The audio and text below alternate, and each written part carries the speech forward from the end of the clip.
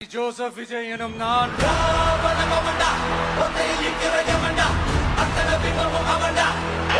சட்டப்படி அமைக்கப்பெற்ற இந்திய அரசியல் அமைப்பின்பால் உண்மையான நம்பிக்கையும் மாறா பற்றும் கொண்டிருப்பேன் என்றும் இந்திய நாட்டின் ஒப்பில்லாத முழு முதல் ஆட்சியையும் ஒருமையையும் நிலை நிறுத்துவேன் என்றும் தமிழ்நாட்டு அரசின் முதலமைச்சராக உண்மையாகவும் உளச்சான்றின்படியும்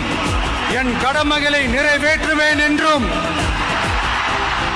அரசியல் அமைப்பிற்கும் சட்டத்திற்கும் இணங்க அச்சமும் ஒருதலை சார்பும் இன்றி விருப்பு வெறுப்பை விலக்கி பலதரப்பட்ட மக்கள் அனைவருக்கும் நேர்மையானதை செய்வேன் என்றும் ஆண்டவன் மீது ஆணையிட்டு